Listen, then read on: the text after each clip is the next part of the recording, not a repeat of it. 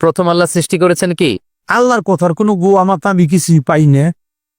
এই যে একটা কথা বলছে, আওয়ালুমা খালাকুল্লাহে এশক, প্রথম সৃষ্টি এশক।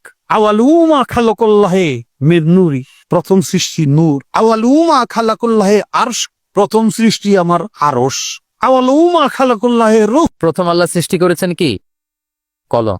গোটা বিশ্বের সবাই মিলে যদি তোমার ক্ষতি করতে চায়, ঠিক ততটুকুই করতে পারবে যতটুকু তোমার নসিবে আছে। এর চেয়ে 1 ইঞ্চিও বেশি ক্ষতি করতে পারবে না। রুফিআতিল আকলামু ওয়া জাফফাতিস সুহুফ, কলম উঠিয়ে নেওয়া হয়েছে আর যা লেখা হয়েছিল সব শুকিয়ে গিয়েছে। কারণ প্রথম আল্লাহ সৃষ্টি করেছেন কি? কলম। কলমকে আল্লাহ বলেছেন লিখো। আল্লাহ কি লিখবো? উকতুব মাকাদির আল খালক, মহাবিশ্বে যারা আসবে সবার কি হবে না হবে সব লিখো। তো লিখে ফেলছে, এখন যা হবার তাই হবে। কেউ ভুল করলে আর মাইক্রোফোন যদি পাই যে মাহফিলে, এইবার তো পাইছি ওই বেটারে, ও কাফের, ওর দাদা কাফের, ওর 14 গোষ্ঠী কাফের, ও মারা যাওয়ার পরে যেখানে কবর দিবে ওই কবরের উপর যে ঘাস উঠবে, ওই ঘাস যে গরু খাবে, ওই গরুর দুধ যে খাবে ও কাফের। মানে 14 গোষ্ঠীকে কাফের বানায় দিচ্ছে। যখন রুকুতে যাবে স্ট্রেইট ফরওয়ার্ড রুকু করবে, হাত্তা তাতমা ইন্না রাকিআন। রাসূল সাল্লাল্লাহু আলাইহি ওয়াসাল্লামের রুকুর পিঠটা ছিল একেবারে স্ট্রেইট, এই টেবিলটা যেরকম স্ট্রেইট এরকম স্ট্রেইট। লাউ সাব্বা আলাইহিল মা লাস্তাকার, পানি ভর্তি একটা বোতল যদি রাসূল সাল্লাল্লাহু আলাইহি ওয়াসাল্লামের রুকু দেয়া পিঠের উপর রাখতো, পানিটাও পড়তো না, বোতলটাও পড়তো। ইন্টারন্যাশনাল ইসলামিক ইউনিভার্সিটি চিটাগাং IIUCর সেন্ট্রাল অডিটোরিয়ামে আয়োজিত আজকের discourse on prophetic teaching methodology শিরোনামের এই শিক্ষা সেমিনারে আমাদের সবাইকে এরকম চমৎকার একটি পরিবেশে একত্রিত হওয়ার সুযোগ করে দিয়েছেন। আমরা সবাই পড়ছি কালিমাতুশ শুকর, আলহামদুলিল্লাহ। আল্লাহর দরবারে শুকরিয়া জ্ঞাপনের পাশাপাশি আমি অত্র বিশ্ববিদ্যালয়ের কর্তৃপক্ষকে অন্তরের অন্তঃস্থল থেকে ধন্যবাদ এবং মোবারকবাদ জানাতে চাই, এরকম চমৎকার একটি পরিবেশে চমৎকার একটি শিক্ষা সেমিনারের আয়োজন করবার জন্য। আজকের এই প্রোগ্রামে উপস্থিত আছেন অত্র বিশ্ববিদ্যালয়ের সম্মানিত ভাইস চ্যান্সেলর মহোদয়, ট্রাস্টি বোর্ডের সম্মানিত চেয়ারম্যান মহোদয়, ভাইস চেয়ারম্যান মহোদয়, বিভিন্ন অনুষদের ডিন মহোদয়, head of department, Professor's, lecturers, stuffs, media কর্মী, সাংবাদিক বন্ধুরা, ভলান্টিয়ার্স এবং প্রিয় শিক্ষার্থী বন্ধুরা, আমি সবাইকে আবার অন্তরের অন্তঃস্থল থেকে শুভেচ্ছা জানিয়ে এবং মোবারকবাদ জানিয়ে প্রফেটিক টিচিং মেথোডোলজি এই শিরোনামে সামান্য কিছু আলোচনা শুরু করছি ইনশাআল্লাহ বিইذনিল্লাহ। আপনারা শুরুতেই শুনেছেন এটা কিছুটা একাডেমিক প্যাটার্নের আলোচনা হবে, এবং একাডেমিক প্যাটার্নের আলোচনার একটা নেগেটিভ সাইড হচ্ছে একটু কাঠখোট্টা টাইপের আলোচনা হয় আর কি। মাহফিলে যেমনি আমরা খুব ইন্টারেক্ট করতে পারি, মাহফিলে যেমনি আমরা জিজ্ঞেস করি যে বলেন ঠিক কিনা, এইখানে হয়তো এরকম আমার যে চিরায়ত অভ্যাস সেটা হয়তো আপনারা দেখতে পাবেন না। ঠিক কিনা জোরে বলেন, আরো জোরে বলেন, আল্লাহু আকবার, সুবহানাল্লাহ, এগুলো হয়তো এখানে অতটা বলার সুযোগ হবে না, যেহেতু একাডেমিক বা সেমি একাডেমিক একটা লেকচার, ফলে একাডেমিক একটা ভাইব এখানে আমরা রাখবার চেষ্টা করবো ইনশাআল্লাহ বিইذনিল্লাহ। সম্মানিত সুধী মণ্ডলী, প্রথমেই আমি জানতে চাচ্ছি যে আপনারা সবাই কেমন আছেন? আলহামদুলিল্লাহ, আমিও খুব ভালো আছি, আলহামদুলিল্লাহ সুম্মা আলহামদুলিল্লাহ। IIUC এই প্রতিষ্ঠানে আসলে, IIUC-তে আসলে মনে হয় যে নিজের প্রতিষ্ঠানেই এসেছি, কেননা আমি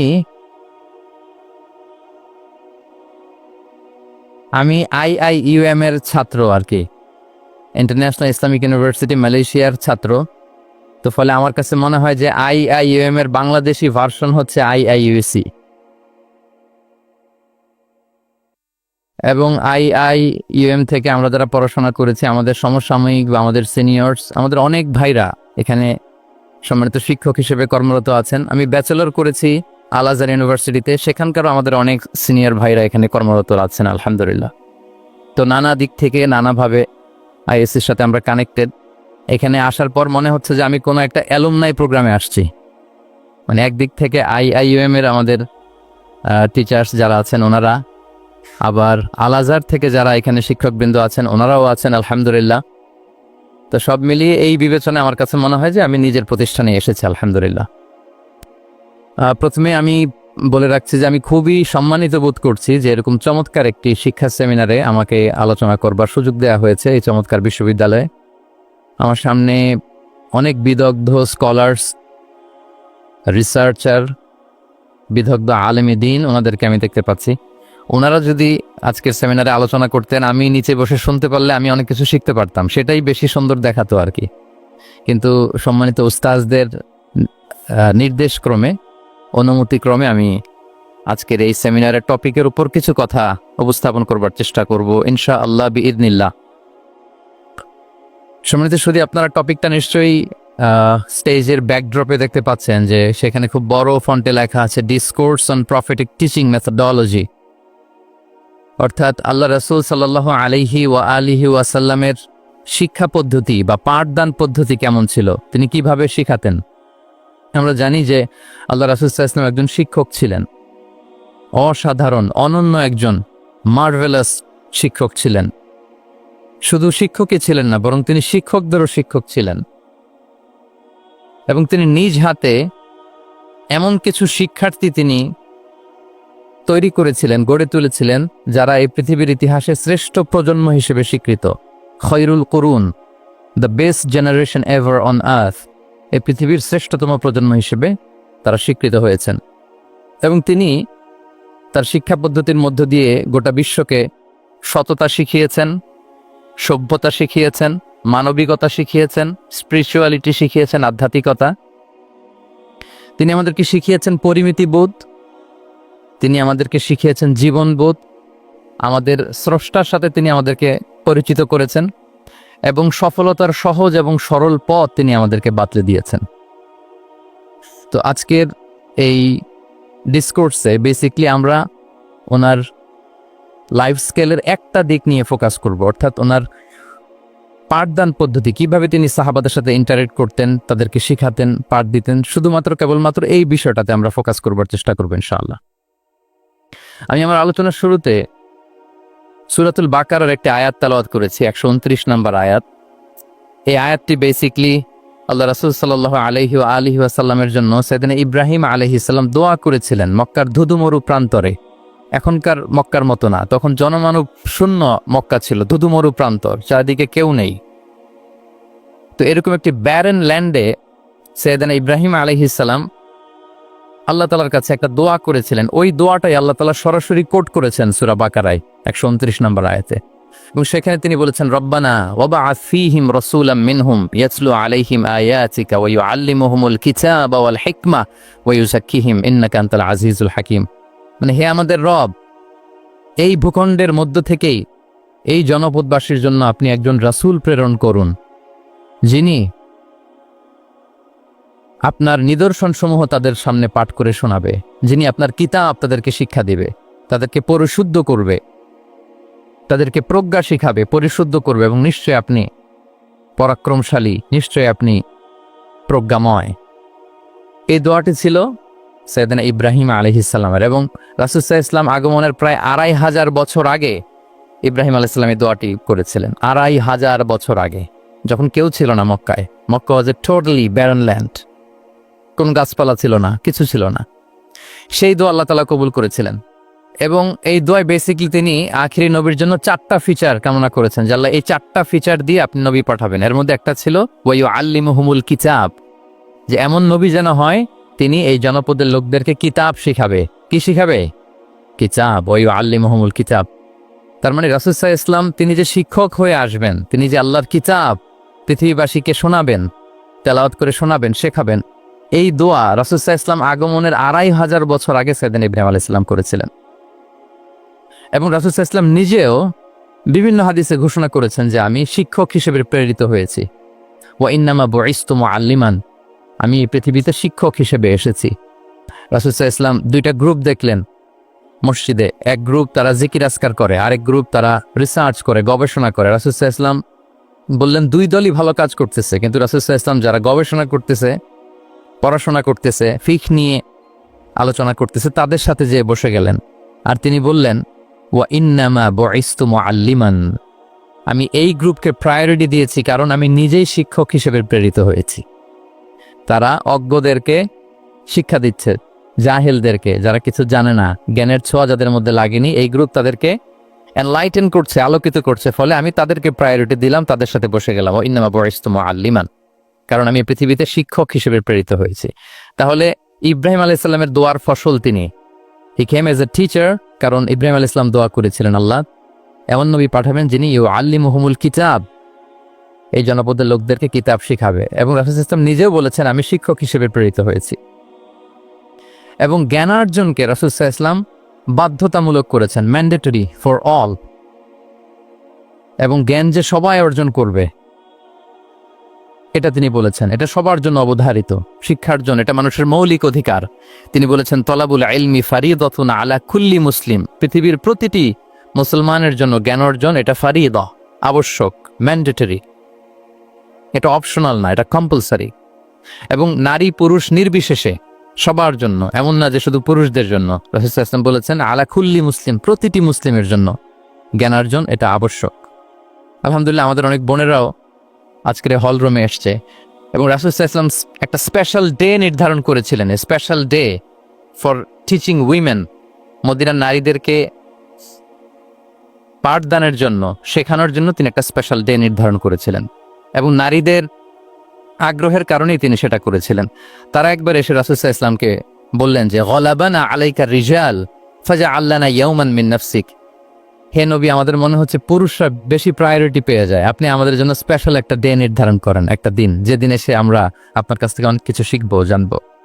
ফাওয়াদাহুন্না ইয়াওমান লাকিয়াহুন্না ফীহি ফাওয়াযাহুন, রাসূল সাল্লাল্লাহু আলাইহি ওয়াসাল্লাম তাদের এই আবেদনের প্রেক্ষিতে মদিনার নারীদের জন্য একটা special day for teaching women, মদিনার যে কমিউনিটিতে নারীরা ছিল তাদের জন্য রাসূল সাল্লাল্লাহু আলাইহি ওয়াসাল্লাম স্পেশাল একটা ডে নির্ধারণ করেছিলেন। এবং সেদিন পুরুষ সাহাবীদেরকে গুরুত্ব না দিয়ে তিনি শুধু নারীদের, বোনদের কোশ্চেন নিতেন, তাদেরকে তিনি পাঠদান করতেন, শিক্ষাদান করতেন। এবং জ্ঞানার্জনকে, জ্ঞানের আলোকে ছড়িয়ে দেয়াটা, এটা ছিল রাসূল সাল্লাল্লাহু আলাইহি ওয়াসাল্লামের মূলত মিশন। জ্ঞানের আলোকে তিনি বিশ্বময় ছড়িয়ে দিতে বলেছেন।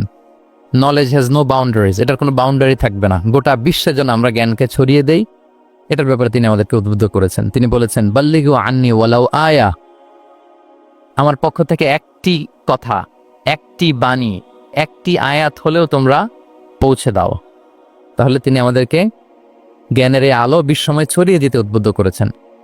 এবং জ্ঞান লুকানোকে তিনি মহাপাপ বলেছেন। আপনার কাছে যদি নলেজ থাকে, সেই নলেজের ব্যাপারে যদি আপনাকে জিজ্ঞেস করা হয়, আপনি যদি এটা শেয়ার না করেন, তাহলে আপনি মহাপাপ করলেন। এটাকে আল্লাহ রাসূল সাল্লাল্লাহু আলাইহি ওয়া আলিহি ওয়াসাল্লাম জ্ঞান লুকানোকে মহাপাপ বলেছেন। তিনি বলেছেন, মান সুইলা আন ইলমিন ফাকাতামাহু আলজামাহুল্লাহু ইয়াওমাল কিয়ামাতি বিলিজামিন মিনান নার, কাউকে কোনো বিষয়ে জ্ঞানের ব্যাপারে জিজ্ঞেস করা হলো, আর সে যদি সেটাকে গোপন করে, কিয়ামতের দিন তাকে আগুনের লাগাম দিয়ে বাঁধা হবে। ওয়াল ইয়াদু বিল্লাহ। তাহলে জ্ঞানকে ছড়িয়ে দিতে বলেছেন তিনি বিশ্বময়, জ্ঞানকে গোপন করতে তিনি বারণ করেছেন, নিষেধ করেছেন। আমরা যদি দেখি যে আল্লাহ রাসূল সাল্লাল্লাহু আলাইহি ওয়া আলিহি ওয়াসাল্লাম মক্কাতে যখন তিনি ইসলাম প্রচার শুরু করলেন, কোরআনের তালিম যখন তিনি মক্কাতে দিতে শুরু করলেন, তিনি এটাকে প্রাতিষ্ঠানিকভাবেই বেসিকলি শুরু করেছেন। আমরা যেমনি জ্ঞান বিতরণের জন্য প্রাতিষ্ঠানিক অবকাঠামো আমাদের প্রয়োজন হয়, রাসূল সাল্লাল্লাহু আলাইহি ওয়াসাল্লাম সেভাবেই একটা সেন্টার বেস তিনি শুরু করেছিলেন। এবং মক্কায় দারুল আরকাম নামে, আপনারা সবাই যারা রাসূল সাল্লাল্লাহু আলাইহি ওয়াসাল্লামের বায়োগ্রাফি পড়েছেন, ইতিহাস পড়েছেন, দারুল আরকাম থেকে বেসিকলি রাসূল সাল্লাল্লাহু আলাইহি ওয়াসাল্লাম এই জ্ঞান বিতরণ করতেন বা কোরআনের তালিম দিতেন। আরকাম ইবনে আবিল আরকাম একজন তরুণ সাহাবী, মাত্র 16 বছর বয়সে তিনি ইসলাম ধর্ম গ্রহণ করেছিলেন। তার একটা ঘরের একটা বড় অংশ তিনি রাসূল সাল্লাল্লাহু আলাইহি ওয়াসাল্লামের তালিমের জন্য ডেডিকেট করেছিলেন, এবং সেটাই ইসলামের প্রথম বিশ্ববিদ্যালয় হিসেবে স্বীকৃত, দারুল আরকাম।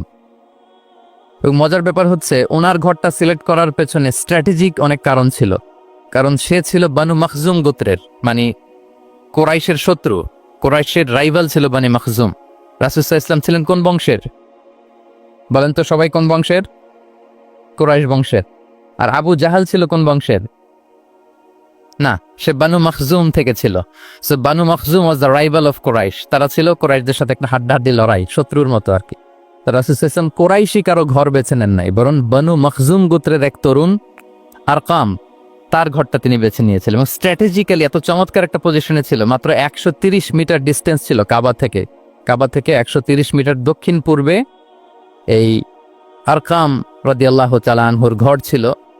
ফলে এই ঘরে যদি তিনি গ্যাদারিং করেন, কেউ আর সন্দেহ করবে না, যেহেতু এটা বানু মখজুম গোত্রের একজন যুবকের ঘর। আল্লাহু আকবার।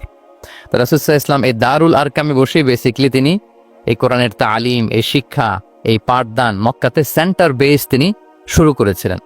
এবং মদিনায় যদি আমরা দেখি, মদিনাতেও মসজিদে নববী নির্মাণের পরপরই মসজিদে নববীর একেবারে পেছন দিকে, এই হল রুমের পেছন দিকে যেরকম একটা জায়গা ছাউনির মতো, মসজিদে নববীর ঠিক পেছনে খেজুরের ডাল দিয়ে, খেজুরের পাতা দিয়ে ছাউনি দিয়ে একটা জায়গা তিনি করেছিলেন, যেটাকে আমরা আহলে সুফার সেন্টার হিসেবে জানি। মদিনায় তিনি সুফা ইউনিভার্সিটি প্রতিষ্ঠা করেছিলেন। তাহলে মক্কায় তিনি কোরআনের তালিম দিতেন দারুল আরকাম থেকে, আর মদিনায় যে তিনি আহলে সুফাদেরকে সেই সুফা এরিয়াতে সেখানে তিনি কোরআনের তালিম দিতেন। এবং সেখানে প্রায় 400 জন দরিদ্র মুহাজির সাহাবী সেখানে বসে কোরআনের হেফজ করত, রাসূল সাল্লাল্লাহু আলাইহি ওয়াসাল্লামকে বিভিন্ন বিষয়ে জিজ্ঞেস করত। ইসলামের বুনিয়াদী শিক্ষা, the basic of the basics of Islam, আহলে সুফার সাহাবারা সেখানে দুনিয়ার সব কিছুকে স্যাক্রিফাইস করে দিয়ে সেখানে ওনারা রাসূল সাল্লাল্লাহু আলাইহি ওয়াসাল্লামের কাছ থেকে তালিম গ্রহণ করতেন। এবং দূর দূরান্ত থেকে আগন্তুক সাহাবারা যখন আসতো, তারাও এখানে থাকতো। যেহেতু 400 জন থাকার মতো একটা প্লেস, রাসূল সাল্লাল্লাহু আলাইহি ওয়াসাল্লামকে তারা দিনের খুঁটিনাটি বিষয় জিজ্ঞেস করতেন। এবং সালাত শেষে এরকম অনেক হাদিস পাওয়া যায় যে রাসূল সাল্লাল্লাহু আলাইহি ওয়াসাল্লাম আহলে সুফার সাহাবীদের সাথে ওখানে বসেছেন, তাদের সাথে গল্প করেছেন, তাদের প্রশ্নের বিভিন্ন উত্তর দিয়েছেন। তাহলে সেন্টার বেজ শিক্ষাদান, এটা কিন্তু রাসূল সাল্লাল্লাহু আলাইহি ওয়াসাল্লামের জীবনী থেকে আমরা দেখেছি। এবং যখন মসজিদে নববীর পেছনে আহলে সুফাদের 400 জনের পরে যখন আরো বেড়ে যাচ্ছিল, তখন রাসূল সাল্লাল্লাহু আলাইহি ওয়াসাল্লাম মসজিদের বাইরে মুকরিম বিন নাওফাল রাদিয়াল্লাহু তাআলা আনহুর একটা ঘরে আরেকটা সেন্টার করেছিলেন। এটাকে বলা হতো দারুল কুররা। এভাবে একটার পর একটা সেন্টার রাসূল সাল্লাল্লাহু আলাইহি ওয়াসাল্লাম তিনি নির্মাণ করেছেন এবং দ্বীনের বাণীকে তিনি ছড়িয়ে দিয়েছেন। এবং এখান থেকে যারা শিক্ষা অর্জন করত, বেসিক্যালি তারা তো হেফজ করত, কোরআনের যে আয়াতগুলো নাজিল হতো এগুলো হেফজ করত, দ্বীনের অন্যান্য বুনিয়াদী ব্যাপারে তারা শিক্ষা গ্রহণ করতেন। তো এই সাহাবীদেরকে কুররা বলা হতো। তাদেরকে আবার রাসূল সাল্লাল্লাহু আলাইহি ওয়াসাল্লাম বিভিন্ন এলাকাতে মুআল্লিম হিসেবে প্রেরণ করতেন। এটা রাসূল সাল্লাল্লাহু আলাইহি ওয়াসাল্লামের সুন্নাত ছিল যে কোনো এলাকায় দ্বীনের শিক্ষা দেওয়ার জন্য আগে মুআল্লিম পাঠাতেন। আমরা জানি যে হিজরতের আগে, রাসূল সাল্লাল্লাহু আলাইহি ওয়াসাল্লামের আগেও তিনি মদিনাতে একজন সাহাবীকে পাঠিয়েছিলেন, মুসআব বিন উমাইর। এটা জানি না আমরা সবাই, মুসআব বিন উমাইরকে তিনি পাঠিয়েছিলেন। খুবই ড্যাশিং চেহারার ছিল, খুবই এরিস্টোক্রেট একটা ফ্যামিলির ছিল। উনি এত চমৎকার পারফিউম ইউজ করতেন, উনি কোনো রাস্তা দিয়ে হেঁটে গেলে সবাই বুঝতো এই রাস্তা দিয়ে কিছুক্ষণ আগে হেঁটে গিয়েছে মুসআব বিন উমাইর। তো বাংলা একটা কথা আছে, আগে দর্শনদারি পরে গুণ বিচারী, এরকম একটা কথা আছে না? সো মদিনার লোকটা যাতে ইসলামের প্রতি খুব দ্রুত অ্যাট্রাক্টেড হয়, এজন্য তিনি আবু বকর রাদিয়াল্লাহু তাআলা আনহুকে পাঠাননি, ওমর ফারুককে পাঠাননি, বরং মুসআব বিন উমাইর রাদিয়াল্লাহু তাআলা আনহুকে মুআল্লিম হিসেবে, he was the first ambassador of Islam, প্রথম অ্যাম্বাসেডর হিসেবে তিনি মদিনায় গিয়েছিলেন। এবং মদিনাতে আহলে সুফার মধ্য থেকে যারা অগ্রগামী ছিল, দারুল কুররা থেকে যারা অগ্রগামী ছিল, তাদেরকে আল্লাহ রাসূল সাল্লাল্লাহু আলাইহি ওয়া আলিহি ওয়াসাল্লাম জ্ঞান বিতরণের জন্য, কোরআন শেখানোর জন্য বিভিন্ন জায়গায় পাঠাতেন। আপনারা উহুদের যুদ্ধের পরপরই বিরে মাউনার ঘটনা শুনে থাকবেন। সেখানে রাসূল সাল্লাল্লাহু আলাইহি ওয়াসাল্লাম 70 জন হাফেজ সাহাবী, মানে ওই সময় পর্যন্ত যতটুকু কোরআনের আয়াত নাজিল হয়েছিল এগুলো যারা মুখস্থ করে ফিরেছিলেন, এরকম 70 জন সাহাবীকে একটা এরিয়াতে তিনি পাঠিয়েছিলেন। এবং এটা আসলে বিট্রে করেছিল তারা বলেছিল যে আমরা তাদেরকে নিয়ে যাব আমাদের এলাকায়, তারা দিন পৌঁছাবে। কিন্তু এই 70 জন সাহাবীকে বিট্রে করে তারা হত্যা করেছিল, ওনারা শাহীদ হয়েছিলেন। এবং এতে রাসূল সাল্লাল্লাহু আলাইহি ওয়াসাল্লাম অনেক কষ্ট পেয়েছিলেন। যে সমস্ত গোত্র এই কাজের সাথে জড়িত ছিল, টানা 1 মাস তাদের বিরুদ্ধে রাসূল সাল্লাল্লাহু আলাইহি ওয়াসাল্লাম বদদোয়া করেছেন, কুনুতে নাজেলা করেছেন ফজরের সালাতের পরে। তাহলে এই যে ন্যারেশনগুলো, বর্ণনাগুলো আমি কেন উপস্থাপন করছি আপনাদের সামনে, এটা বোঝানোর জন্য যেটার পরম্পরাটা কিরকম, রাসূল সাল্লাল্লাহু আলাইহি ওয়াসাল্লাম কিভাবে কোন সেন্টার থেকে শুরু করলেন, তারপরে কিভাবে এটার ডেভেলপমেন্ট হচ্ছিল, তারপরে কিভাবে এটা আগাতে লাগলো। তাহলে রাসূল সাল্লাল্লাহু আলাইহি ওয়াসাল্লাম বিভিন্ন জায়গায় যে মুআল্লিম পাঠাতেন, এটা রেফারেন্স আমরা পেলাম যে তিনি তো এখানে শেখাচ্ছেন। যখন অনেক বেড়ে গেল, চাহিদা বাইরে অনেক বেশি, তিনি এখান থেকে ছাত্রদেরকে, সাহাবাদেরকে বিভিন্ন জায়গায় মুআল্লিম হিসেবে প্রেরণ করতেন। এবং শিক্ষার বিনিময়ে তিনি বদরের যে বন্দিরা ছিল তাদের মুক্তিপণের অ্যানাউন্সমেন্ট করেছেন, র্যানসম, এটা আপনারা জানেন। আমি একটু কুইজ নিয়ে নেই আপনাদের। বলেন, বদরে মুসলমানদের পক্ষ থেকে শহীদ হয়েছিল কয়জন? কতজন? 14 জন, মাশাআল্লাহ। আর কুরাইশদের পক্ষ থেকে 70 জন। বন্দী হয়েছিল কয়জন দেখি? হ্যাঁ, 70 জন তারা নিহত হয়েছিল আর 70 জন বন্দী হয়েছিল। তো বদরের যুদ্ধে এই 70 জন যারা কুরাইশদের মধ্যে থেকে বন্দী হয়েছিল তাদের মুক্তিপণ হিসেবে ফিদিয়া, র্যানসম হিসেবে রাসূল সাল্লাল্লাহু আলাইহি ওয়াসাল্লাম 4000 দিরহামের অ্যানাউন্সমেন্ট করেছেন। মানে দিরহাম মানে হচ্ছে সিলভার কয়েন আর কি। তৎকালীন সময় দিনার হচ্ছে গোল্ড কয়েন আর দিরহাম মানে সিলভার কয়েন। তো রাসূল সাল্লাল্লাহু আলাইহি ওয়াসাল্লাম 4000 সিলভার কয়েনের ঘোষণা করেছেন যে তোমরা যদি মুক্তি পেতে চাও তাহলে 4000 রৌপ্য মুদ্রা দিয়ে, সিলভার কয়েন দিয়ে তারপরে তোমরা মুক্তি পেতে হবে। তখন তিনি অ্যানাউন্স করলেন যে কারো যদি এই সামর্থ্য না থাকে যে 4000 স্বর্ণ মুদ্রা দিয়ে তোমরা র্যানসম আদায় করতে পারবে না, তাহলে এই লোকদের মধ্য থেকে যারা লিখতে পড়তে জানে তারা যদি মদিনার 10 জন শিশুকে লেখাপড়া শিখিয়ে দেয় তাহলে এটা তাদের মুক্তিপণ হয়ে যাবে। আল্লাহু আকবার। তাহলে শিক্ষাটাকে রাসূল ইসলাম কিভাবে দেখতেন, এটাকে কতটা গুরুত্ব দিতেন? তখন কিন্তু মুসলমানদের আর্থিকভাবে খুব কঠিন অবস্থা যাচ্ছিল। তখন এই জাতীয় ফিদিয়াগুলো, র্যানসমগুলো খুব জরুরি ছিল। তারপরে তিনি ঘোষণা করেছেন যাদের সামর্থ্য নাই তারা যদি লিখতে পড়তে জানে, মদিনার 10 জন ছেলে মেয়েকে তারা যদি লেখাপড়া শিখিয়ে দিতে পারে, এইটা তাদের মুক্তিপণ হিসেবে কনসিডার করা হবে। আল্লাহু আকবার। তাহলে সম্মানিত সুধী, আমরা সেই ইব্রাহিম আলাইহিস সালাতু ওয়াস সালামের দোয়া থেকে শুরু করে বদরের যুদ্ধ পর্যন্ত চলে আসলাম যে রাসূল সাল্লাল্লাহু আলাইহি ওয়াসাল্লাম শিক্ষাটাকে, এডুকেশনকে এবং শিক্ষার বাণীকে বিশ্বময় ছড়িয়ে দিতে তিনি কিরকম পদক্ষেপ নিয়েছেন, ওভারঅল একটা আমরা আইডিয়া পেয়েছি। এটা ছিল আমার ইন্ট্রোডাক্টরি ডিসকাশন। এখন আমি মূল আলোচনায় চলে যাই যে রাসূল সাল্লাল্লাহু আলাইহি ওয়াসাল্লাম সাহাবাদেরকে যে তিনি শেখাতেন, ওনার পাঠদান পদ্ধতি কেমন ছিল। প্রথম কথা হচ্ছে রাসূল সাল্লাল্লাহু আলাইহি ওয়াসাল্লাম পিতৃ স্নেহে সাহাবাদেরকে শিক্ষা দিতেন, as like a father teaching his child, teaching his son or daughter. পরম মমতায় বাবা যেমনি তার সন্তানকে পরম যত্নে, পরম আদরে, পরম মমতায় শেখায়, ভুল ধরিয়ে দেয়, সংশোধন করে দেয়, আল্লাহ রাসূল সাল্লাল্লাহু আলাইহি ওয়া আলিহি ওয়াসাল্লাম সন্তানকে যেমনি বাবা পরম মমতায় আদর করে শেখায় ঠিক সেভাবে শেখাতেন। এবং তিনি বলেছেন যে ইন্নামা আনা লাকুম বিমানজিলাতিল ওয়ালিদি উআল্লিমুকুম, নিশ্চয় আমি তোমাদের বাবার মতো, বাবা যেমনি ছেলে মেয়েদেরকে শেখায়। এবং এই হাদিসে এসছে যে রাসূল সাল্লাল্লাহু আলাইহি ওয়াসাল্লাম তাদেরকে শিখিয়েছেন সাহাবাদেরকে যে ওয়াশরুমে গেলে কিভাবে ক্লিন হইতে হবে, টু দ্য ডাইরেকশন অফ কেবলা বসা যাবে না, কেবলাকে পেছনে রেখে বসা যাবে না, এমনকি ঢিলাগুলো ইউজ করতে হইলে ডান হাতে ইউজ করা যাবে না, বা হাতে। তারপর এটা বেজোর হইতে হবে।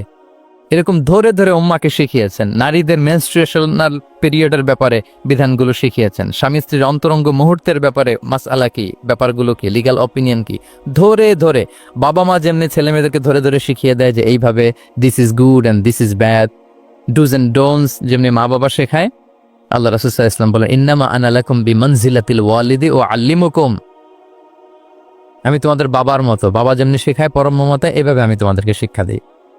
এবং রাসূল সাল্লাল্লাহু আলাইহি ওয়াসাল্লাম খুব সহজ করে উপস্থাপন করতেন, কোনো কিছুকে জটিল করতেন না। এটা কিন্তু একজন আদর্শ শিক্ষকের বৈশিষ্ট্য।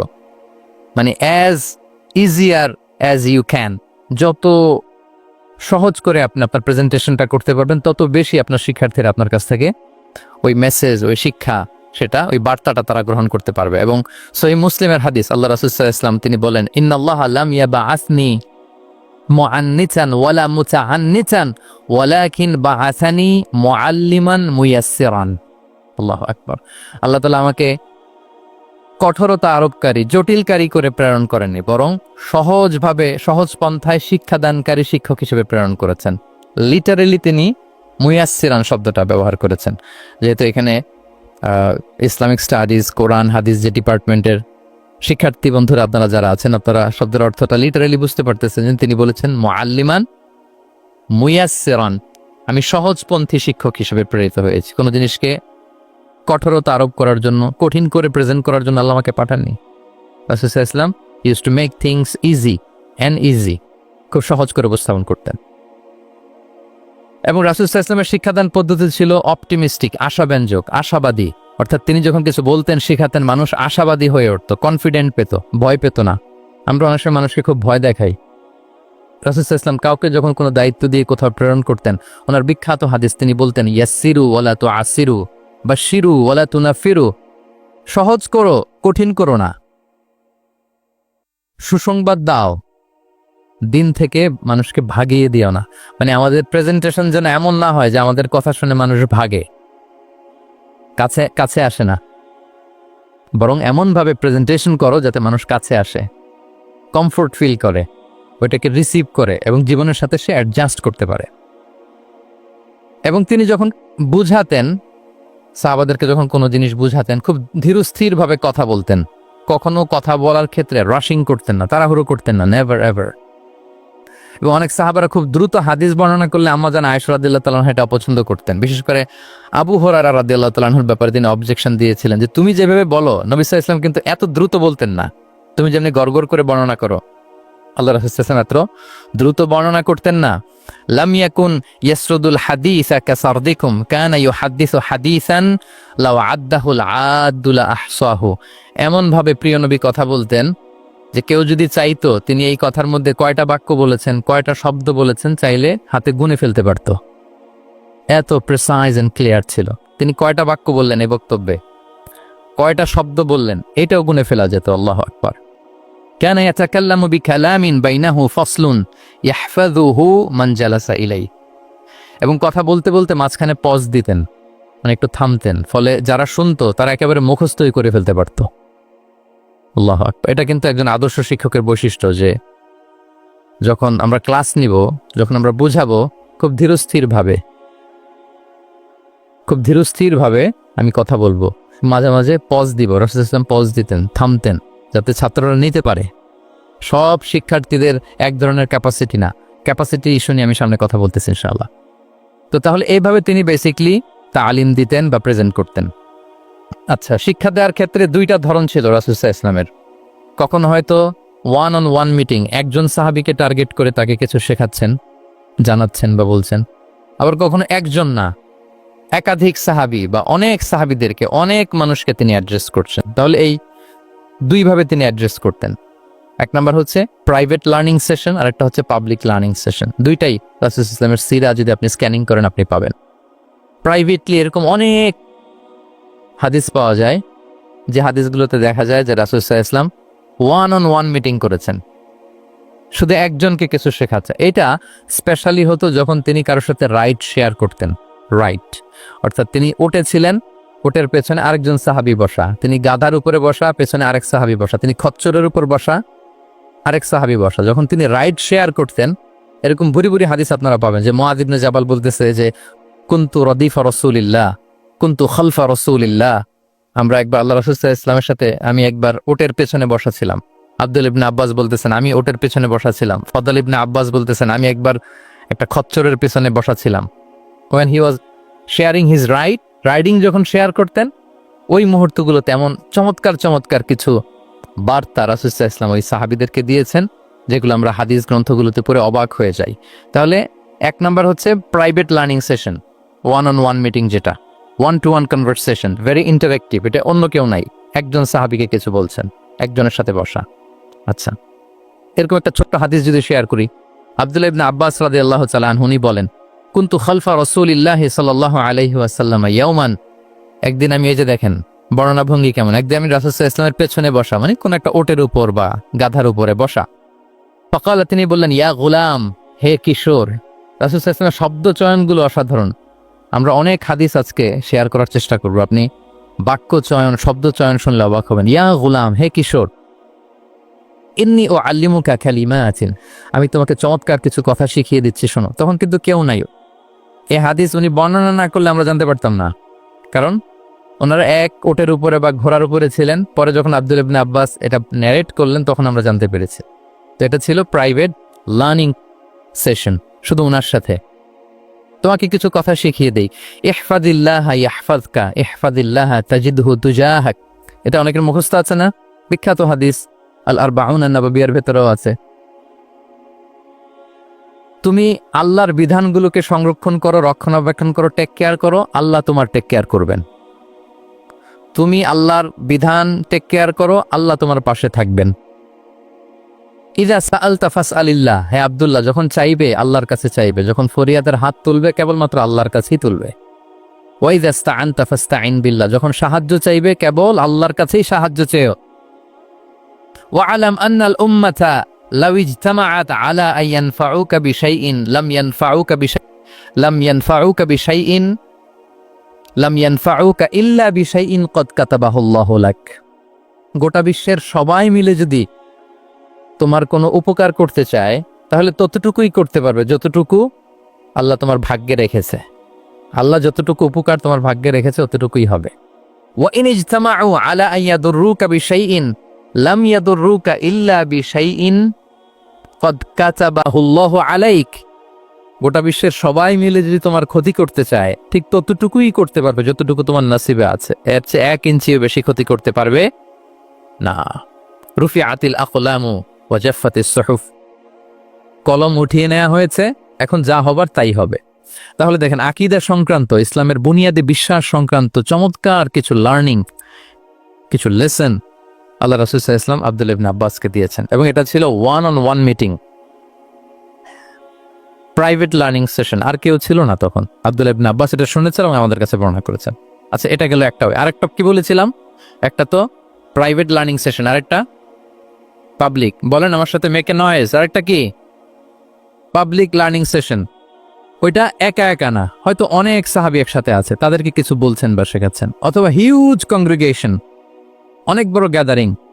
লেটস সে মসজিদে নববীতে তিনি যে খুতবাগুলো দিয়েছেন, প্রায় 10 বছর তো তিনি খতিব ছিলেন, এই যতগুলো খুতবা দিয়েছেন এটা অফকোর্স কি পাবলিক লার্নিং সেশন। বিভিন্ন প্রেক্ষাপটে জনপরিসরে দেয়া রাসূল সাল্লাল্লাহু আলাইহি ওয়াসাল্লামের যে শিক্ষামূলক বক্তব্যগুলো, এগুলো পাবলিক লার্নিং সেশন। বিদায় হজের ভাষণ বিশাল এক কংগ্রিগেশনের সামনে তিনি অ্যাড্রেস করেছিলেন, ওইটা কি ছিল? Public learning session. তাহলে সেখানের পদ্ধতিটা বেসিকলি 2 ধরনের। একটা ছিল, বলেন আমার সাথে, একটা ছিল প্রাইভেট লার্নিং সেশন আর একটা পাবলিক লার্নিং সেশন। আচ্ছা, এই তো, লেটস মুভ অন। এবার আমরা চলে যাব যে তিনি যেসব শিখন পদ্ধতি অবলম্বন করতেন, শেখানোর ক্ষেত্রে কি কি মিনস, কি কি ওয়ে তিনি অবলম্বন করতেন, সেগুলো আমরা শেয়ার করি। অনেকগুলো মিনস তিনি ইউজ করতেন, অনেকভাবে তিনি পাঠদান করতেন, সাহাবাদেরকে শিক্ষা দিতেন। এর মধ্যে অন্যতম একটা মাধ্যম হচ্ছে তিনি সাহাবাদেরকে কোশ্চেন করতেন, কোশ্চেন করে সঠিক উত্তর পেলে তিনি উৎসাহ দিতেন খুব। মনে রাখতে হবে রাসূল সাল্লাল্লাহু আলাইহি ওয়াসাল্লামের শিক্ষাটা বেসিকলি ছিল Q&A বেসড। সামনে আমরা ইন ডেপথ যখন আমরা ঢুকবো, basically oral based, oral session ছিল, মুখে মুখে। কারণ আমাদের মতো তো এত কাগজ কলম ছিল না। এখন যেমনি আপনাদেরকে হোমওয়ার্ক দেয়, অ্যাসাইনমেন্ট দেয়, এগুলো ছিল নাকি তখন? রাসূল সাল্লাল্লাহু আলাইহি ওয়াসাল্লামের সময় অ্যাসাইনমেন্ট দেওয়ার রীতি ছিল? বলেন, আপনাদের অ্যাসাইনমেন্ট দেয় স্যাররা? হ্যাঁ, সবাইকে দেয়? ভাল লাগে অ্যাসাইনমেন্ট করতে?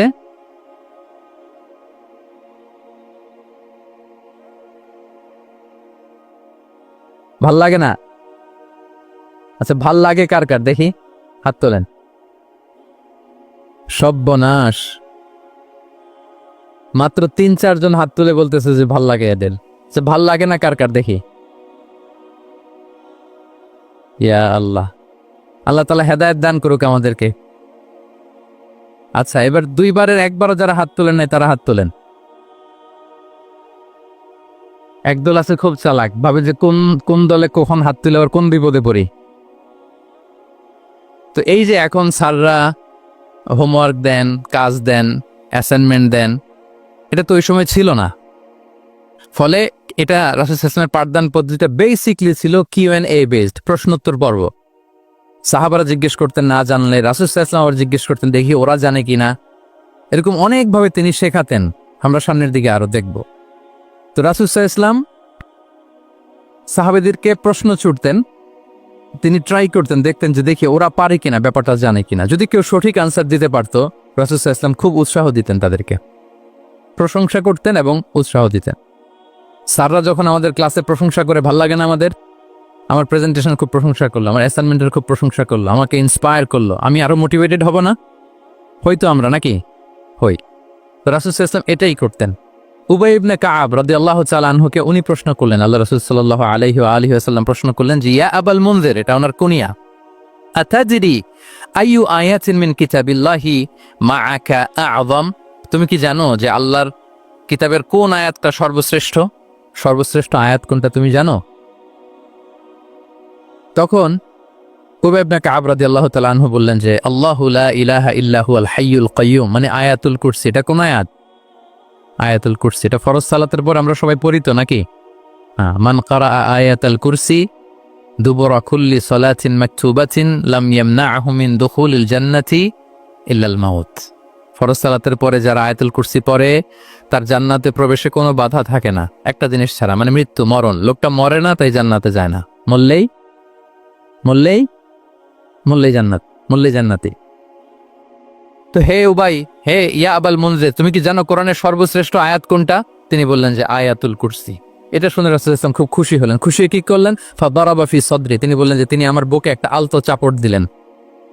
এটা ভালোবাসার আলতো চাপড়, এরকম উৎসাহ দেওয়ার জন্য যে সাবাস। আমরা মাঝে পিঠে কাউকে আলতো চাপড় দিয়ে কি বলি? ব্রেভো, সাবাস, মাশাআল্লাহ, এগুলো বলি না? তো রাসূল সাল্লাল্লাহু আলাইহি ওয়াসাল্লাম বুকে আলতো চাপড় দিয়ে বললেন ওয়াল্লাহি লিয়াহনিকাল ইলমু আবাল মুনজির, তোমার ইলম, তোমার জ্ঞান কল্যাণময় হোক হে আবাল মুনজির, মোবারক হোক তোমার জন্য তোমার ইলম, may knowledge be present for you, তোমার জ্ঞানটা বরকতময় হোক, কল্যাণময় হোক। তাহলে তিনি যখন সঠিক উত্তর দিতে পারলেন, রাসূল ইসলাম খুশি হয়ে বুকে আলতো চাপড় দিয়ে তার প্রশংসা করলেন, তার জন্য দোয়া করলেন। রাসূল ইসলাম এভাবে উৎসাহ দিতেন। এতে করে কি হয়? শিক্ষার্থীদের কনফিডেন্ট বাড়ে। কি হয়? যে স্যার যখন আমাকে এত কিছু বলতেছে তাহলে নিশ্চয়ই আমি কিছু একটা ভালো কিছু করছি, আমাকে দিয়ে কিছু একটা হবে, আমাকে দিয়ে। আমরা অনেক সময় ভুল করে বলে ফেলি যে তোকে দিয়ে কিছুই হবে না, বলে ফেলি না? এতে হয় কি? কনফিডেন্ট কমে যায়। মা বাবারাও এটা করে যে তুই কিছুই পারবি না, তোকে দিয়ে কিছুই হবে না। বাংলাদেশে একটা বিখ্যাত কথা আছে, ওই যে ছেলে মেয়ে এ প্লাস না পেলে পাশের বাড়ির কেউ পেলে বলে যে ওর পা ধোয়া পানি খা। কি বলে? তুই এ প্লাস পাইলি না, ওই দেখ ওই বাড়িতে পেয়ে গেল, ওর কি খা? পা ধোয়া পানি খা। তো আসলে এতে কি হয়? কনফিডেন্স কমে যায় ছেলে মেয়েদের। এটা যেন আমরা না বলি, বরং ওদেরকে ইন্সপায়ার করতে হবে, হ্যাঁ, উৎসাহিত করতে হবে, প্রশংসা করতে হবে।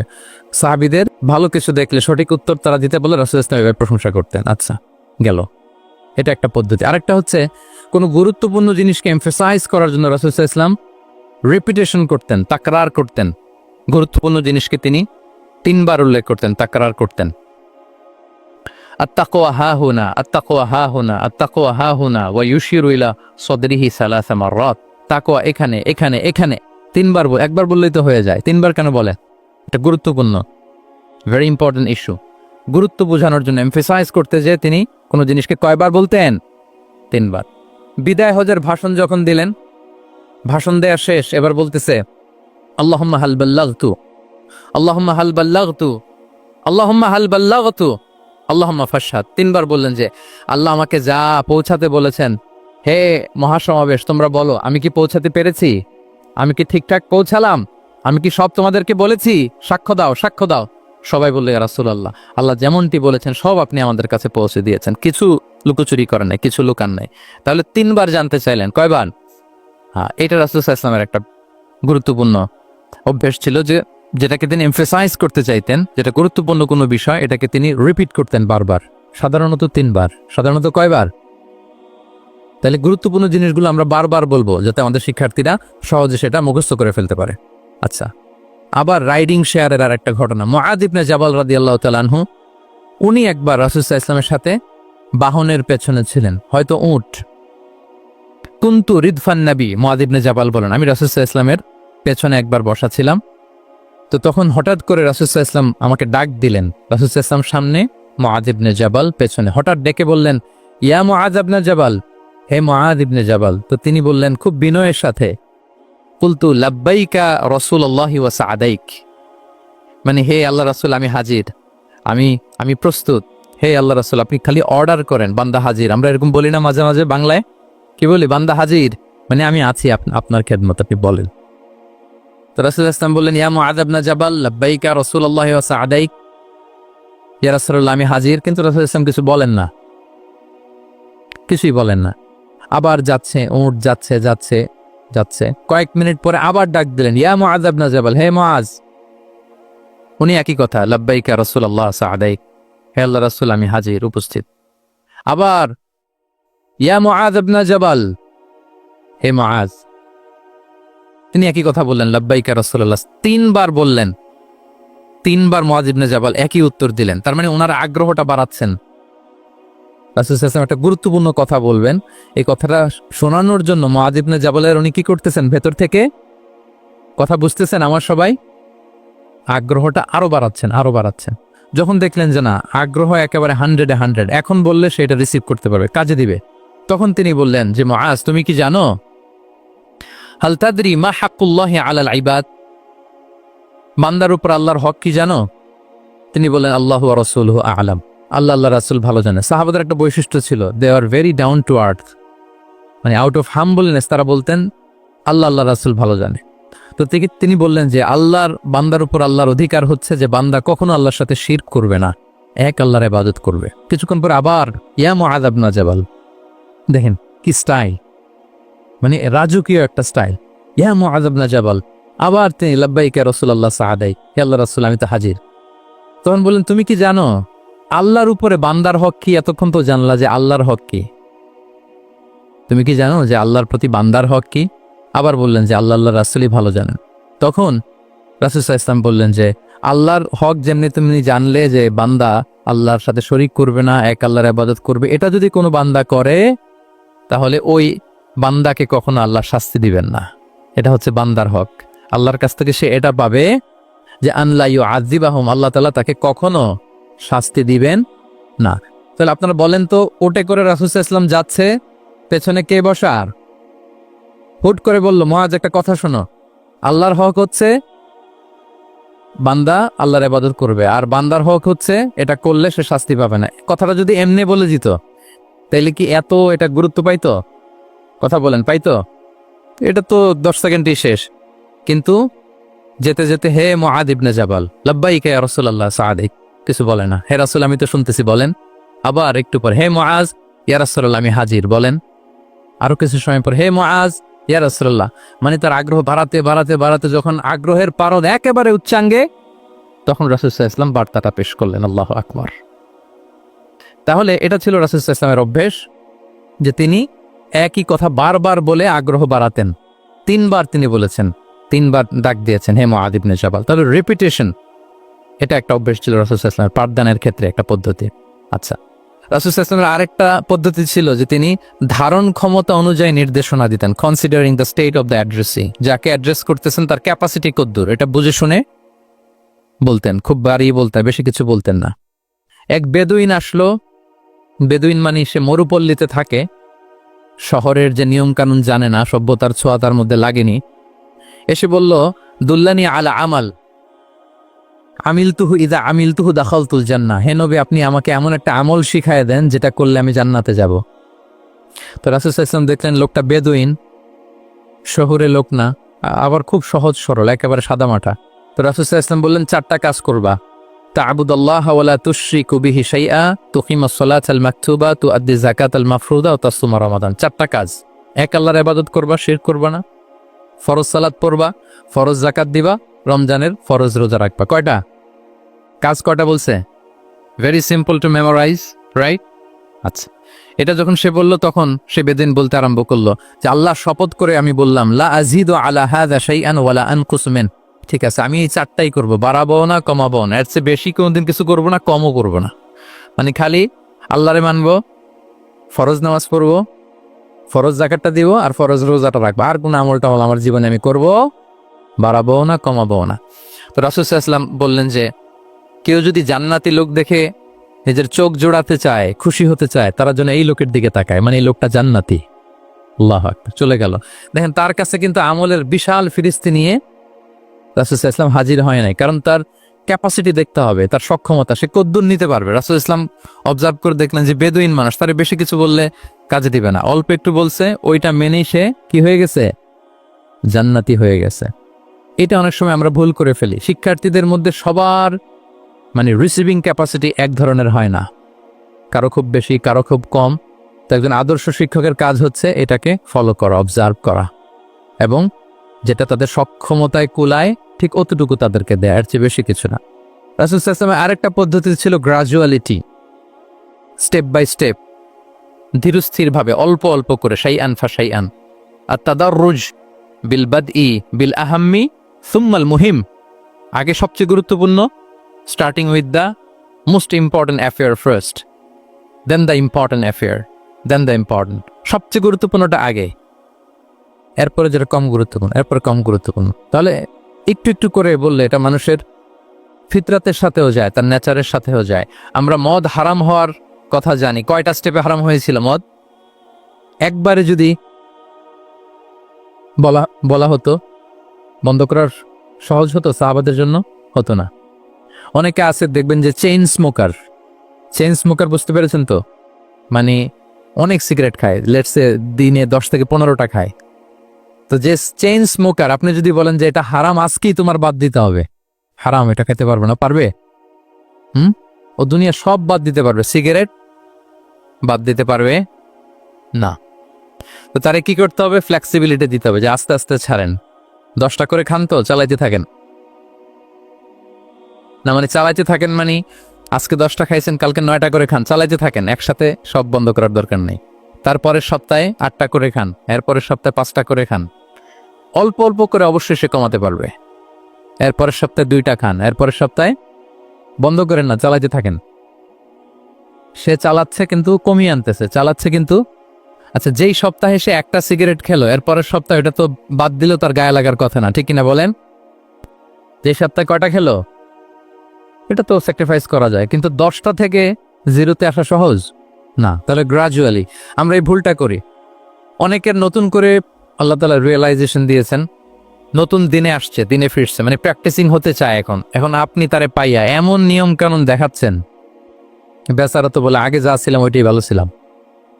এরকম হয় না অনেক সময়? হ্যাঁ, ধরেন যে কোন একজন নারী, সে হয়তো পর্দা মেনটেন করে না, একটু হিপ হপ স্টাইলে চলাফেরা করে, তো সে ভাবলো যে না, আমি তো অনেক ভুল করে ফেলছি, আমি সংশোধন হব, আমি প্র্যাকটিসিং হতে চাই। তা এখন যখন সে আপনার কাছে আসছে নাসিহাত নেওয়ার জন্য, আপনি যদি বলেন যে তোমার এই করতে হবে, বোরকা ঝুলাইতে হবে, হাত মোজা পা মোজা, পারবে? এ বলবে আগে যা ছিলাম ভালোই ছিলাম। তাকে একটু একটু করে বোঝাতে হবে, মানে এই হেজাব এটা কেন, হ্যাঁ, কাভারিং আওরা এটা কেন, কেন এটা করতে, এটা বেনিফিটটা আগে বুঝালেন। যে Islam consider women as a queen, নারীকে ইসলাম কি হিসেবে কনসিডার করে? রানী হিসেবে। তো রানীর তো একটা ড্রেস কোড থাকবে, স্পেশাল পোশাক থাকবে, এগুলো বুঝাবেন। সে যাতে একটু নিজেকে গুছিয়ে চলে, শুরুর দিকে আপনি এই বার্তা দিতে পারেন যে একটু গুছিয়ে চলতে হবে। এরপর একটু শালীন পোশাকে যেন সে অভ্যস্ত হয়, এটা বললেন। সে যখন শালীন পোশাকে অভ্যস্ত, তারপরে হেজাবের ফজিলত বললেন, সে যেন হেজাব পরে। যখন সে হেজাব পরে, এরপরে তাকে নেকাবের কথা বললেন। এইভাবে আস্তে আস্তে তাকে বোঝাতে হবে। কিন্তু একবারে যদি সব চাপিয়ে দেন, বলেন তো আওয়াজ করে, সে কি ওটা রিসিভ করতে পারবে? কারণ এই যে গ্রাজুয়ালিটি আর তাদাররুজ, এই সিস্টেমটা আপনি ভায়োলেট করেছেন, করেন নাই। মুআয ইবনে জাবাল রাদিয়াল্লাহু তাআলা আনহুকে আল্লাহ রাসূল সাল্লাল্লাহু আলাইহি ওয়াসাল্লাম তিনি ইয়ামানের গভর্নর করে পাঠিয়েছেন, ইয়ামানের গভর্নর। তো পাঠানোর আগে he was explaining a teaching guideline to his fellow সাহাবা। ওনাকে শিখাইতেছেন, তুমি যে যাবা মুআল্লিম হিসেবে, গভর্নর হিসেবে, কিভাবে দাওয়াতটা দিবা আগে শোনো। তিনি মুআয ইবনে জাবালকে বললেন, ইন্নাকা তা'তি কওমান মিন আহলিল কিতাব। হে মুআয, জেনে রাখো, এমন একটা এলাকায় তোমাকে পাঠাচ্ছি, তারা কিন্তু আহলে কিতাব, মানে তারা হচ্ছে Jewish and Christian community, they are not Muslim, তারা কিন্তু ইহুদি খ্রিস্টান ওখানে। সো তুমি কিভাবে দাওয়াত দিবা? ফাদউহুম ইলা শাহাদাতি আন লা ইলাহা ইল্লাল্লাহ আন্না মুহাম্মাদুর রাসূলুল্লাহ। প্রথমে তাওহীদের দাওয়াত দিবা। আওয়াজ করে বলেন, প্রথমে দাওয়াত হবে কিসের? তাওহীদের। ফাইনহুম আতাউ লিযালিক, বাক্যটা খেয়াল করেন, যখন তারা এটা মেনে নিবে, এটাতে অভ্যস্ত, তারপর তুমি দাওয়াত দিবা যে আল্লাহ প্রতিদিন 5 ওয়াক্ত সালাত ফরজ করেছেন। কয় ওয়াক্ত? 5 ওয়াক্ত সালাত। আচ্ছা, ফাইনহুম আতাউ লিযালিক, যখন তারা 5 ওয়াক্তে সালাতে অভ্যস্ত হবে, তখন বলবা যে আল্লাহ তাআলা ধনীদের উপর যাকাত ফরজ করেছেন। ফাইনহুম আতাউ লিযালিক, যখন ওইটা মানবে, এরপরে বলবা রমজানের রোজা ফরজ করেছেন। সুবহানাল্লাহ, সুবহানাল্লাহ, আল্লাহু আকবার। তাহলে ধাপে ধাপে দেখেন, এই যে টিচিং গাইডলাইন তিনি দিচ্ছেন ওনার ফেলো সাহাবাকে, ফেলো কম্প্যানিয়নকে, যে তুমি ইয়ামানে যে একবারে সব বিধান তুমি যা জানো, মনে করো না যে সবাই ওইটা মানবে। তারা জুইশ, তারা ক্রিশ্চিয়ান, একটু একটু করে তাদেরকে দাওয়াত দিতে হবে। তাহলে গ্রাজুয়ালিটি পাঠদান পদ্ধতির একটা অন্যতম বিষয় হচ্ছে কি? গ্রাজুয়ালিটি, মানে ধাপে ধাপে ধীরে ধীরে অল্প অল্প করে বোঝান। আচ্ছা, রাসূল সাল্লাল্লাহু আলাইহি ওয়াসাল্লাম মাঝে মাঝে কোনো কথার গুরুত্ব বোঝানোর জন্য শপথ করতেন। Drawing attention by making oath, শপথ করে কথার গুরুত্ব বোঝাতেন। তিনি বলতেন, ওয়াল্লাহি ইন্নী লা আস্তাগফিরুল্লাহ ওয়া আতুবু ইলাইহি ফিল ইয়াউমি আকসারা মিন ৭০ মাররা। আল্লাহর শপথ, আমি নবী প্রতিদিন ৭০ বারেরও বেশি তওবা ইস্তেগফার করি। কয়বারেরও বেশি? ৭০ বার। এই কথাটার তাওবা ইস্তেগফারের গুরুত্ব বোঝাতে যে তিনি শুরুতে বলেছেন ওয়াল্লাহি, আল্লাহর শপথ। এরকম অনেক হাদিসে পাওয়া যায়, তিনি বলেছেন ওয়াল্লাযী নাফসু মুহাম্মাদিন বিয়াদিহি, ওই সত্তার শপথ যার হাতে মুহাম্মাদের আত্মা। আবার মাঝে মাঝে বলেছেন ওয়াল্লাযী নাফসি বিয়াদিহি, ওই সত্তার শপথ যার হাতে আমার আত্মা। এভাবে বলে তিনি কথা শুরু করেছেন। যখন তিনি এরকম শপথ করতেন তখন কথার গুরুত্ব বোঝা যেত। কি বোঝা যেত? গুরুত্ব বোঝা যেত। তাহলে শপথ করে মাঝে মাঝে তিনি জিনিস বোঝাতেন। আচ্ছা, আমরা আমাদের বিভিন্ন প্রেজেন্টেশন বা লেকচার বোঝানোর জন্য অনেক মিনস ইউজ করি না? আল ওয়াসাইল আত-তা'লিমিয়া, এটাও কিন্তু রাসূল সাল্লাল্লাহু আলাইহি ওয়াসাল্লাম করতেন। আমরা কি কি করি? আমি তো জানি না আপনাদের আইএসসিতে ক্লাসরুমগুলো কেমন। নিশ্চয়ই সেখানে বোর্ড আছে। কি আছে? হোয়াইট বোর্ড নাকি ডিজিটাল বোর্ড? আচ্ছা, ডিজিটাল বোর্ডে যাননি আপনারা, আস্তে আস্তে যাবেন। হোয়াইট বোর্ডে তো আছেন। হোয়াইট বোর্ডে কি দিয়ে লেখা হয়? মার্কার। আচ্ছা, প্রেজেন্টেশন স্লাইড মাঝে মাঝে ইউজ করেন না? বা টিচার করে কিনা? তো সেটা কিভাবে করে? মাইক্রো প্রজেক্টর দিয়ে করে। এগুলো হচ্ছে আল ওয়াসাইল আত-তা'লিমিয়া। তো রাসূল সাল্লাল্লাহু আলাইহি ওয়াসাল্লামের সময় তো এই স্লাইডও ছিল না, ডিজিটাল বোর্ডও ছিল না, হোয়াইট বোর্ডও ছিল না, হ্যাঁ, মার্কার ছিল না, ওইরকম কিছু ছিল না। তো উনি কি ইউজ করতেন? উনিও চমৎকার চমৎকার কিছু মাধ্যম ইউজ করতেন। আপনারা শুনলে অবাক হবেন। আপনাদের মনোযোগ আছে তো সবার, না? আচ্ছা, আমরা দেখি যে উনি কি কি ইউজ করতেন। উনি অনেক ধরনের ভিজুয়াল ডেমনস্ট্রেশন করতেন। ভিজুয়াল ডেমনস্ট্রেশন মানে যেটা আপনি চোখ দিয়ে দেখে শিখে ফেলবেন, বুঝে যাবেন। হ্যাঁ, visual demonstration. Physical gesture use করে এটা করতেন। ফিজিক্যাল জেস্টার, অঙ্গভঙ্গি, বাংলা কি বলে? অঙ্গভঙ্গি। রাসূল সাল্লাল্লাহু আলাইহি ওয়াসাল্লাম, এটাতে তো আর কিছু আধুনিক বিজ্ঞান আইটি তো লাগতেছে না। কি বলেন? আমার হাত পা দিয়ে আমি একটা কিছু বোঝাচ্ছি। তো রাসূল সাল্লাল্লাহু আলাইহি ওয়াসাল্লাম কিন্তু এটা করতেন। একবার তিনি ইয়াতিমের রক্ষণাবেক্ষণ যারা করে তাদের মর্যাদা কত, ফজিলত কত, এটা বোঝাতে যে একবার তিনি বলতেছেন আনা ওয়া কাফিলুল ইয়াতিমি ফিল জান্নাতি কাহাতাইন, আমি এবং ইয়াতিমের রক্ষণাবেক্ষণকারী জান্নাতে ঠিক এইভাবে থাকবো। এইভাবে থাকবো মানে খুব কাছাকাছি থাকবো। He will be my neighbour, very close neighbour. এবং বোঝাতে যে এই যে উস্তা আর সাব্বাবা, দুই আঙ্গুল এভাবে, এই আঙ্গুল থেকে এই আঙ্গুলের দূরত্ব কতটুকু? 1 মাইল নাকি কত? একেবারে কাছে। এই আঙ্গুল থেকে আঙ্গুলের তেমন কোনো দূরত্বই নাই, মানে খুব কাছে। এটা দিয়ে তিনি বুঝালেন আমি এবং এতিমের রক্ষণাবেক্ষণকারী ঠিক এভাবে থাকবো যেভাবে এই দুটো আঙ্গুল কাছাকাছি। আল্লাহু আকবার। তাহলে এই যে ফিজিক্যাল জেস্টার ইউজ করলেন কিনা, অঙ্গভঙ্গি, এটাকে বলে ভিজুয়াল ডেমনস্ট্রেশন। কি বলে? Visual demonstration. এবং রিসার্চাররা বলতেছেন যে approximately 80% of human learning comes through the visual demonstration. মানে আইস দিয়ে, চোখ দিয়ে আমরা আমাদের শেখার 80% শিখে ফেলি। আমাদের শিখনের অলমোস্ট 80% আমরা দেখে দেখে শিখি। তাহলে রাসূল সাল্লাল্লাহু আলাইহি ওয়াসাল্লাম ভিজুয়াল ডেমনস্ট্রেশন করলেন, আনা ওয়া কাফিলুল ইয়াতিমি ফিল জান্নাতি কাহাতাইন। আচ্ছা, আরো দেখি হাদিসে এরকম আরো পাওয়া যায়। আমরা যে মুমিনরা ভাই ভাই, বিভিন্ন হাদিসে বিভিন্ন টেক্সটে রাসূল সাল্লাল্লাহু আলাইহি ওয়াসাল্লাম বলেছেন। এটা ইসলামের একটা খুব মৌলিক কথা, আমরা সবাই জানি না? আমরা সবাই কি এই অডিটোরিয়ামে আমরা যারা বসে আমরা সবাই কি? আল মুমিনু আখুল মুসলিম, একে অপরের ভাই। আমাদের মধ্যে আবার আরেকটা সমস্যা আছে, আমরা দেখা যায় যে প্রত্যেকে যেই দল করে ওই দলের আর ভাই ভাই আর কি, এরকম। এই হাদিসের একটা নিজস্ব অর্থ বলয় আমরা করে নিচ্ছি যে ভাই ভাই ঠিক আছে, বাট আমি এই দলের, সো আমরা ভাই ভাই। আচ্ছা, ওরা ওই দল, তো ওরা কি নিজেরা নিজেরা আসলে কি এই ভাই ভাই নাকি? না, যারাই কালেমা শাহাদাতে বিশ্বাসী, যারা আমাদের কেবলাকে কেবলা মানে, যারা ঈমান এনেছে, তারা সবাই আমরা কি ভাই ভাই। এই যে আমাদের ভ্রাতৃত্বের বন্ধনটা যে খুব অটুট এবং মজবুত সুদৃঢ়, এটা বোঝানোর জন্য রাসূল ইসলাম একবার বললেন আল মুমিনু লিল মুমিনি কাল বুনিয়ান। মুমিন যে ভাই ভাই, এই ভ্রাতৃত্বের বন্ধন হচ্ছে সুদৃঢ় প্রাচীরের মতো। ইয়াশুদ্দু বা'দুহু বা'দা one side strengthening the other. একটা বড় প্রাচীর, যেমন এই বিল্ডিংটা যেমনি এই পাশ ওই পাশটাকে মজবুত করে ধরে রেখেছে, ওই পাশ যেমনি এটাকে মজবুত করে ধরে ঠায় দাঁড়িয়ে আছে বছরের পর বছর, যুগের পর যুগ। রাসূল সাল্লাল্লাহু আলাইহি ওয়াসাল্লাম বললেন মুমিন যে ভাই ভাই তাদের সম্পর্কটা এরকম সুদৃঢ়। কতটা সুদৃঢ় এটা বলতে যে ওয়াশাব্বাকা বাইনা আসাবিহি, তিনি হাতের এই 5 আঙ্গুল এই 5 আঙ্গুলের ভেতরে ঢুকাই দিলেন। এরকম ধরেন তো একটু সবাই, আচ্ছা ঢুকিয়ে একটু চাপ দেন। এখন ব্যাপারটা অনেক মজবুত হয়ে গেল না? হ্যাঁ, কেউ চাইলে কি সহজে ছোটাতে পারবে না? তাহলে এই যে আরেকটা ভিজুয়াল ডেমনস্ট্রেশন পেয়েছেন ফিজিক্যাল জেস্চার, অঙ্গভঙ্গি করে তিনি বুঝাইলেন যে আমাদের ভ্রাতৃত্বটা এরকম মজবুত। মানে ওনার কাছে যা ছিল ওইটা বুঝাতে যে তিনি এই ফিজিক্যাল জেস্চারটা নিয়েছেন যে মুমিন ভাই ভাই এবং আমাদের ভ্রাতৃত্বের বন্ধনটা ঠিক এরকম মজবুত, লাইক দিস।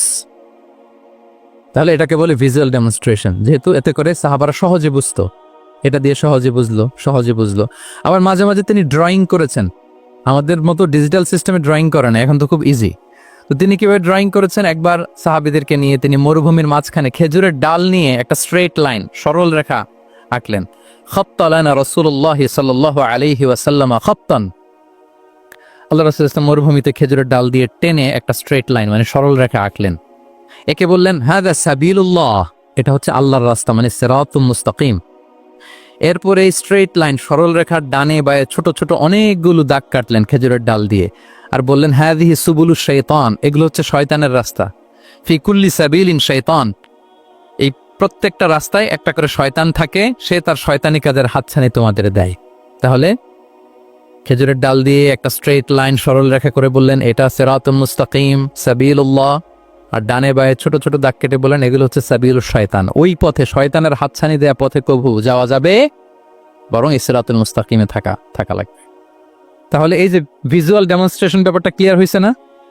কাফিলুল ইয়াতিমি কাহাতাইন শাব্বাকা বাইনা আসাবিহি খাত্তা লানা রাসূল সাল্লাল্লাহু আলাইহি ওয়াসাল্লাম খাত্তা। তাহলে এভাবে ওনার সাধ্যের নাগালে যা যা ছিল সাহাবাদেরকে আরো বোঝাতে ভালো করে, হ্যাঁ, to clarify the issue, to visualise the matter, রাসূল সাল্লাল্লাহু আলাইহি ওয়াসাল্লাম এগুলোর ব্যবহার করেছেন। আচ্ছা, এরপর মাঝে মাঝে সাহাবীদের মস্তিষ্কের যাতে ব্যায়াম হয়, শিক্ষার্থীর কল্পনার জগতে কোনো কিছু চিত্রায়িত করা, এতে করে মস্তিষ্কের ব্যায়াম হয় আর কি, to enhance the power of imagination, আপনার ইমাজিনারি পাওয়ারকে ডেভেলপ করবার জন্য। রাসূল ইসলাম হাদিসে এরকম অনেক কথা বলেছেন যে তোমরা একটু ভাবো তো, এরকম হইলে কেমন হয়, এমন হইলে কেমন হয়, তেমন হইলে কেমন হবে। এই কথাগুলো যখন বলতেন সাহাবারা ভাবনার জগতে হারিয়ে যেত, ভাবতেন, কল্পনার রাজ্যে হারিয়ে যেতেন, ওনাদের মস্তিষ্কের ব্যায়াম হতো, তাদের যে ইমাজিনেশনের যে পাওয়ার এটা ডেভেলপ করতো, এমনটা পাওয়া যায়। রাসূল ইসলাম একবার বললেন আরাআইতুম লাউ আন্না নাহরান বিবাবি আহাদিকুম ইয়াগতাসিলু মিনহু কুল্লা ইয়াউমিন 5 মাররাতিন হাল ইয়াবকা মিন দারানিহি শাই।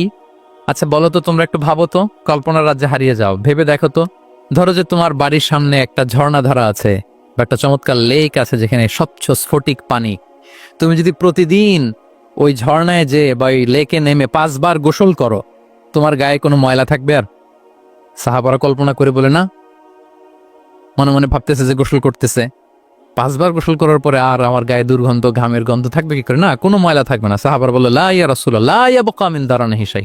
রাসূল ইসলাম তখন বলেন ফাকাযালিকা মাসালুস সালাওয়াতিল খামস, এটা হচ্ছে 5 ওয়াক্ত সালাতের দৃষ্টান্তের মতো, ইয়ামহুল্লাহু বিহিন্নাল খাতায়া, কারো ঘরের সামনে যদি একটা স্বচ্ছ লেক থাকে, পানির ফোয়ারা, সে যদি 5 বার গোসল করে তার গায়ে যেমনি কোনো দুর্গন্ধ, ময়লা, আবর্জনা কিছু থাকে না, কেউ যখন 5 ওয়াক্ত সালাত আদায় করে তখন এই সালাতও তার সব গুনাহগুলোকে ধুয়ে মুছে এরকম পাক পবিত্র সাফ করে দেয়।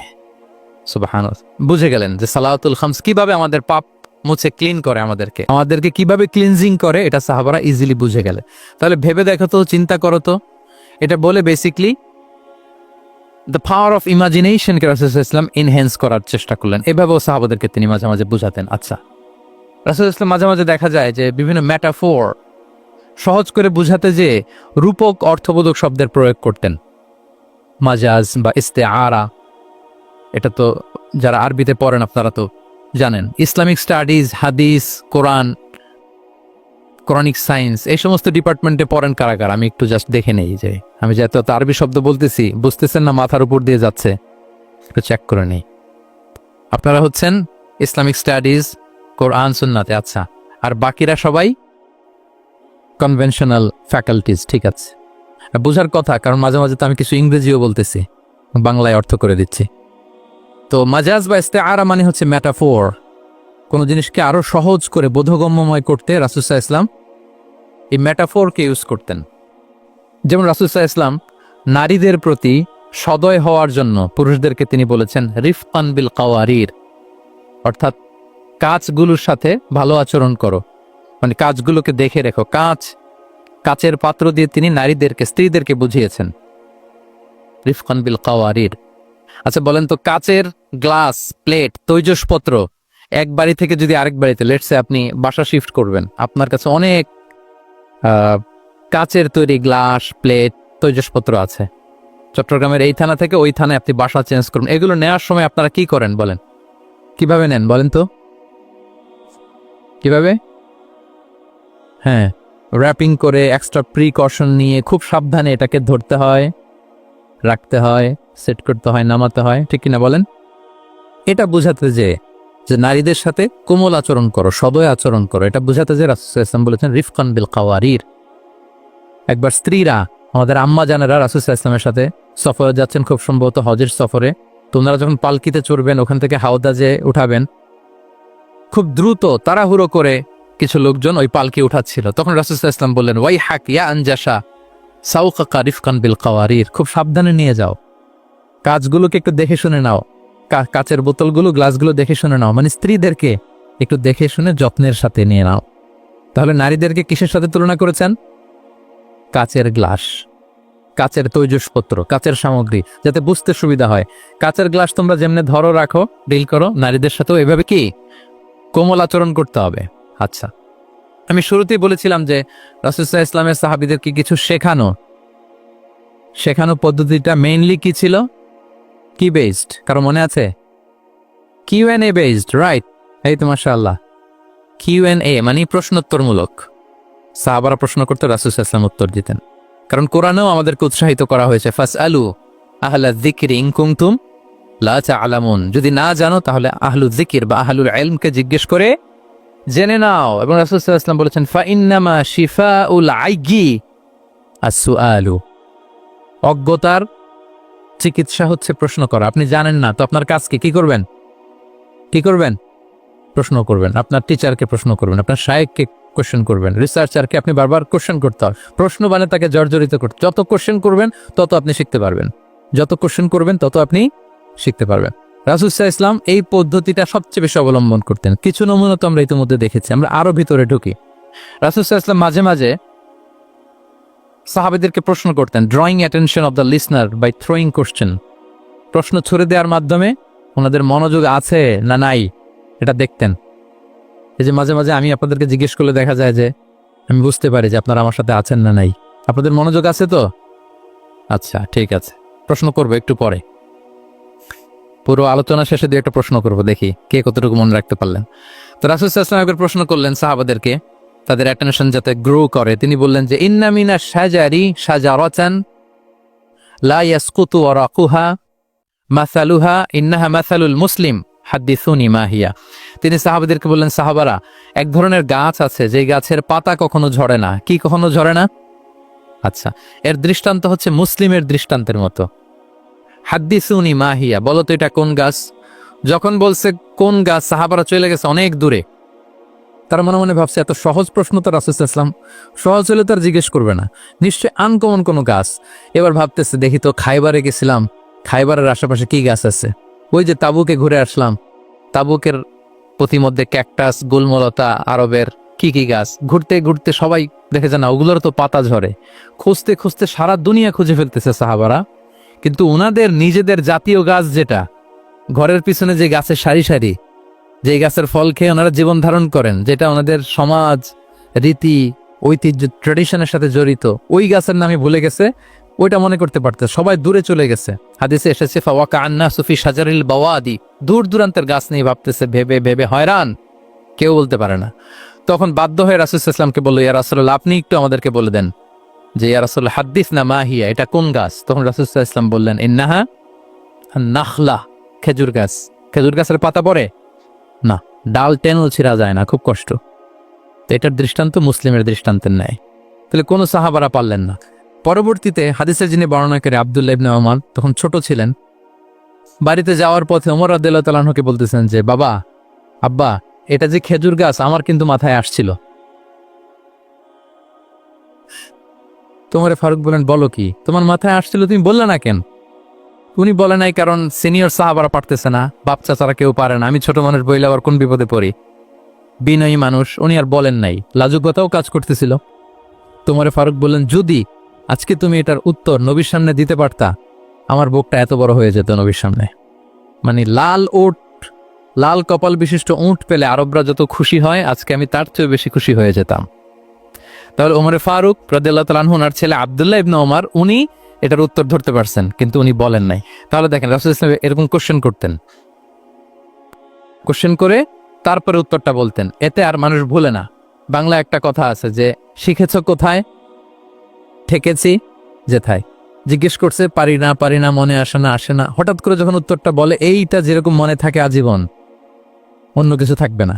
একটু যদি ঠেকে ঠেকে পারতেছি না, বুঝতেছি না, এরপর যখন বুঝায় দেওয়া হয়, ভালো করে শিখে নেই, এইটা আজীবন মনে থাকে ব্রেনে। এই পদ্ধতিটা রাসূলুল্লাহ সাল্লাল্লাহু আলাইহি ওয়াসাল্লাম অবলম্বন করতেন। প্রশ্ন করে অপারক করে দিতেন, কেউ পারে না, এরপর রাসূলুল্লাহ সাল্লাল্লাহু আলাইহি ওয়াসাল্লাম বুঝিয়ে বলতেন, সবার একেবারে ব্রেনের মধ্যে, মস্তিষ্কে এটা গেঁথে যেত। তাহলে প্রশ্ন ছুটতেন। আচ্ছা, এরকম অনেক হাদিস আপনারা পাবেন রাসূলুল্লাহ সাল্লাল্লাহু আলাইহি ওয়াসাল্লাম প্রশ্ন করে তারপরে উত্তর দিয়েছেন। আতাদরুনা মাল গীবা, তোমরা কি জানো গীবত কি? সাহাবারা বলে, আল্লাহ আল্লাহ রাসূল ভালো জানেন। যিকরাকা আখাকা বিমা ইয়াকরা, বলে দিলেন। আতাদরুনা মানিল মুফলিস, তোমরা কি জানো মুফলিস কে?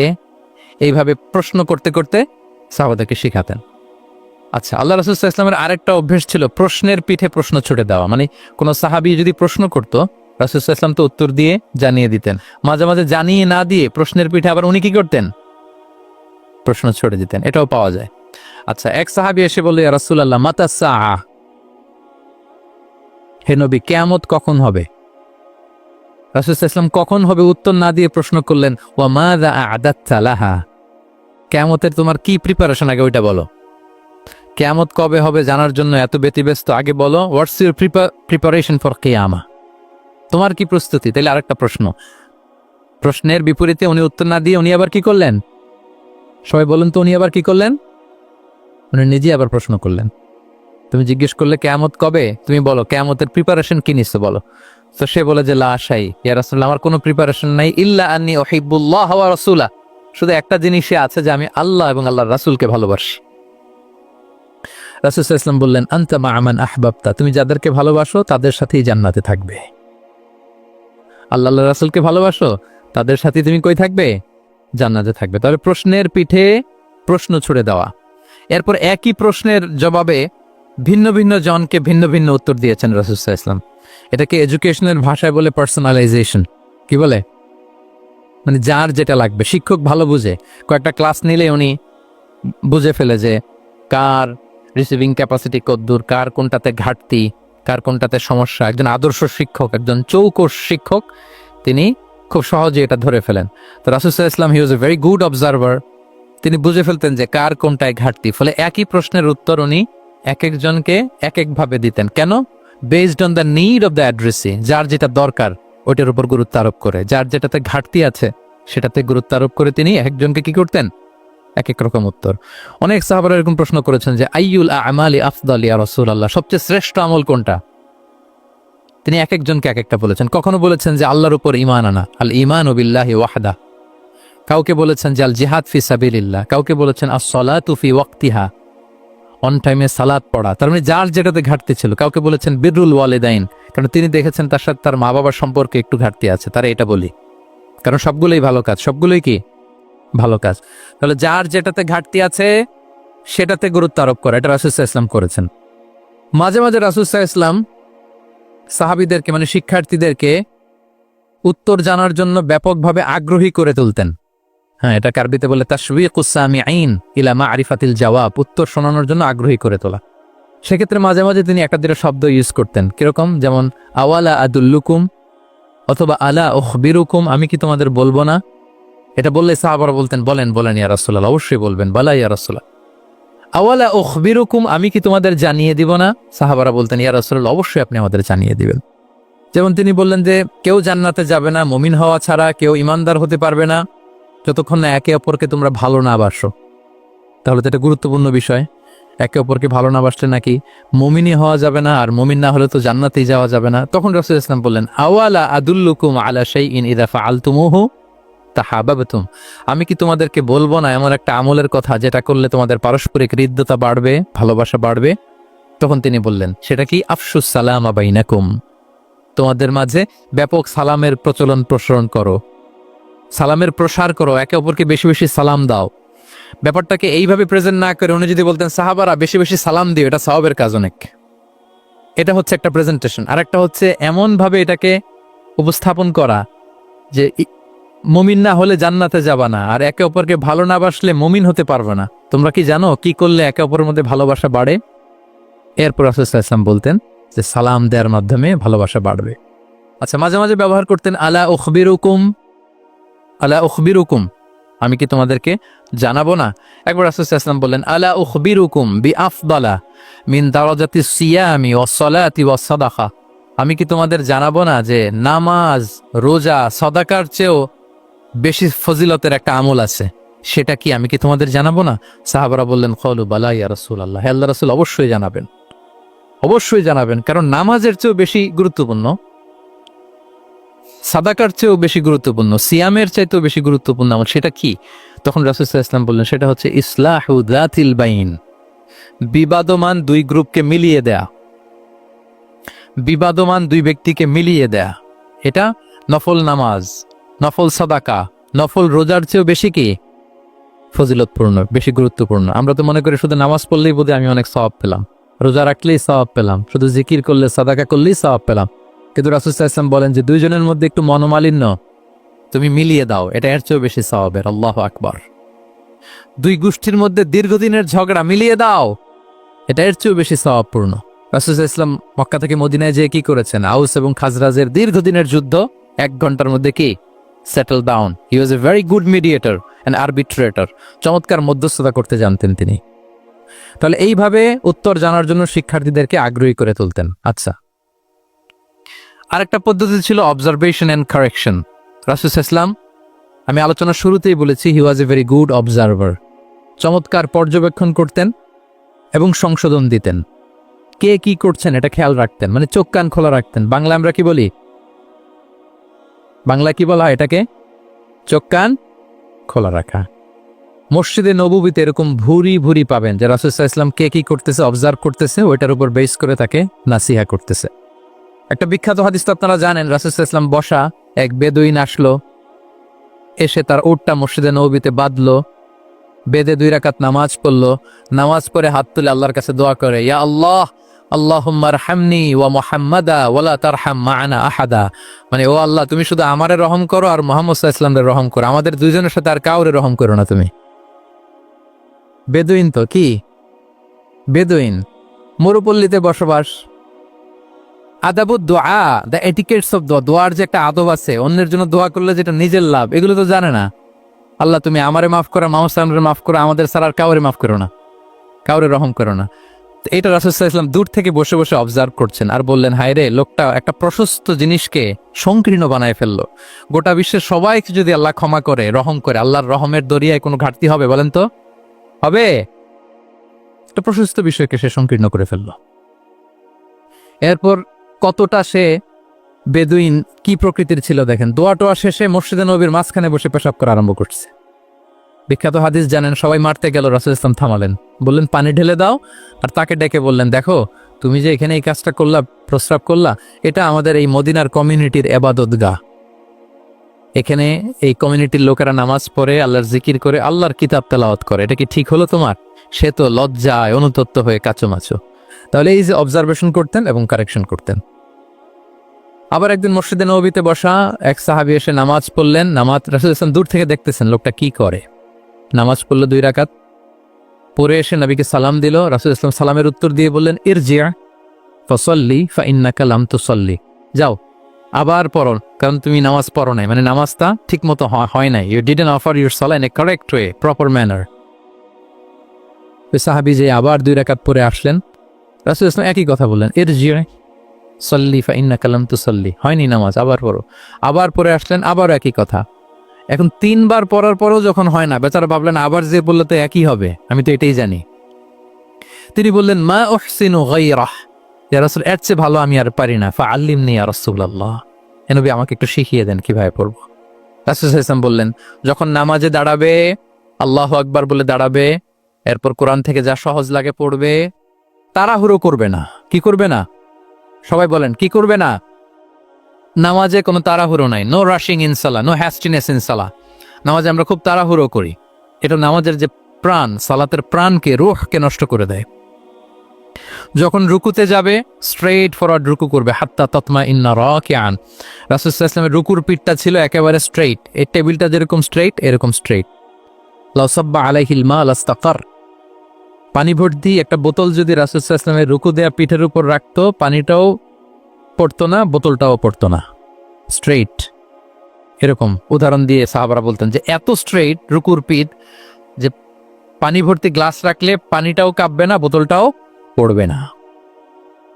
রাসূলুল্লাহ ইসলাম বলতেন সবচেয়ে বড় চোর যারা নামাজে চুরি করে। সাহাবারা বললেন এটা আবার কিভাবে? তিনি বললেন লা ইউতিম্মু রুকুআহু ওয়া সুজুদাহ, তারা নামাজের চোর যারা রুকু সেজদা ঠিক মতো করে না। তো বললেন যে রুকু থেকে আবার স্ট্রেট হয়ে দাঁড়াবে, যখন সিজদায় যাবে ইতমিনানের সাথে, উইথ রিল্যাক্সেশন। নামাজের মধ্যে কি থাকবে? রিল্যাক্সেশন থাকবে। কি থাকবে বলেন? হ্যাঁ, রিল্যাক্সেশন থাকবে। যখন বললেন যে এই 1 রাকাত যেমনি তোমাকে শিখালাম, সব নামাজ তুমি এইভাবে পড়বা, উইথ রিল্যাক্সেশন, নো রাশিং, তখন সাহাবী শিখে গেলেন। তাহলে এই যে অবজারভেশন এন্ড কারেকশন, দেখতেন হোয়াটস গোয়িং অন অ্যারাউন্ড, কি হচ্ছে, ভুল হলেই শুধরে দিতেন। হজের দিন উনি ওটের সামনে বসা, পেছনে ফদল ইবনে আব্বাস রাদিয়াল্লাহু তাআলা আনহু, আব্দুল্লাহ ইবনে আব্বাসের ভাই, রাসূল সাল্লাল্লাহু আলাইহি ওয়াসাল্লামের কাজিন, রাসূল সাল্লাল্লাহু আলাইহি ওয়াসাল্লামের কি কাজিন। তো রাসূল সাল্লাল্লাহু আলাইহি ওয়াসাল্লাম বিভিন্ন মাসআলার উত্তর দিচ্ছেন। কি করতেছেন? মাসআলার উত্তর দিচ্ছেন। রাসূল সাল্লাল্লাহু আলাইহি ওয়াসাল্লাম হজ করেছিলেন কয়টা বলেন তো দেখি, কে জানে? হ্যাঁ, মাত্র একটা করছে। ঠিকঠাক আছে তো উত্তর? সবাই বলেন কয়টা হজ করেছিলেন? হ্যাঁ, আসলে রাসূল সাল্লাল্লাহু আলাইহি ওয়াসাল্লাম কেবলমাত্র জীবনে কয়টা হজ করেছেন? একটা হজ করেছেন, 4টা উমরা করেছেন। আচ্ছা, এবার যেহেতু একটা হজ করেছেন, মানুষের অনেক ভুল হয়ে যাওয়া তো খুব স্বাভাবিক। কি বলেন? স্বাভাবিক না? স্বাভাবিক। ফলে 10 জিলহজ, যেটা ভেরি হ্যাকটিক ডে, একদিনে অনেক কাজ করতে হয়, 5টা কাজ। জামরায় স্টোনিং করতে হয়, পাথর মারো, স্লটার করো, প্রাণী জবাই করো, মাথার চুল ফেলে দাও, আবার চলে যায় মক্কায়, ফরজ তাওয়াফ করো, সাই করো, ফিরে আসো। তো এই যে 5টার সিকোয়েন্স অনেকে রাখতে পারে না, ভুল করে ফেলে। এখন 1400 বছর পরে, মুআল্লিমরা এত তালিমের পরেও আমরা ভুল করে ফেলি। তাহলে ওই সময় কি হয়েছিল বলেন? এটা ছিল প্রথম হজ। তো রাসূল সাল্লাল্লাহু আলাইহি ওয়াসাল্লাম জানেন আজকে তো অনেক ভুল করবে, তিনি আকাবা, মিনার পাশে আকাবার এখানে হেল্পলাইন সার্ভিস চালু করছেন, মানে নিজে দাঁড়ায় আছেন, দেখি কার কি ভুল হয় জিজ্ঞেস করলে মাসালা বলে দেব। সুবহানাল্লাহ। তো এসে একজন বলে যে ইয়া রাসূলুল্লাহ, আমি তো ওই আগে কুরবানি পরে চুল কাটা, আমি আগে চুল কেটে ফেলছি। রাসূল সাল্লাল্লাহু আলাইহি ওয়াসাল্লাম বলে ইফআল ওয়ালা হারাজ, ওকে কোনো সমস্যা নেই, যাও। আরেকজন এসে বলে আমি তো আগে এটা করছি। ওই দিন যাই নবীকে জিজ্ঞেস করা হয়েছে, নবী সাল্লাল্লাহু আলাইহি ওয়াসাল্লাম ফ্লেক্সিবিলিটি দিয়ে দিয়েছেন, বলে করো, অসুবিধা নাই। তো ওই যে দাঁড়িয়ে তিনি মাসালা বলতেছেন, পেছনে ছিল ফদল ইবনে আব্বাস, ছোট ছোট সাহাবী, তরুণ। তো খাসাআম গোত্রের এক নারী আসছিল একটা মাসালা জিজ্ঞেস করতে, and she was a very beautiful lady, বেশ সুন্দরী ছিল। তো এসে রাসূল সাল্লাল্লাহু আলাইহি ওয়াসাল্লামকে যখন প্রশ্ন করতেছে, ফদল ইবনে আব্বাস ওই নারীর দিকে তাকায় আছে, এবং ওই নারীও ফদল ইবনে আব্বাসের দিকে তাকায় আছে। রাসূল সাল্লাল্লাহু আলাইহি ওয়াসাল্লাম উত্তরও দিচ্ছেন, আবার খেয়াল করতেছেন যে চোখাচোখি হয়ে যাচ্ছে। যখনই তিনি অবজার্ভ করলেন যে ফদল ইজ ক্রসিং দ্য লিমিট, একবার চোখ পড়তে পারে, তারপর তো নামিয়ে ফেলতে হবে, সে যখন তাকিয়ে আছে, নারীও তাকিয়ে আছে, তখন রাসূল সাল্লাল্লাহু আলাইহি ওয়াসাল্লাম কি করলেন? ওয়াজআলা নবী সাল্লাল্লাহু আলাইহি ওয়াসাল্লাম ইয়াসরিফু ওয়াজহাল ফদলি ইলা শিক্কিল আখার, সাথে সাথে ফদলকে বললেন, ফদল ওইদিকে না, এদিকে তাকাও।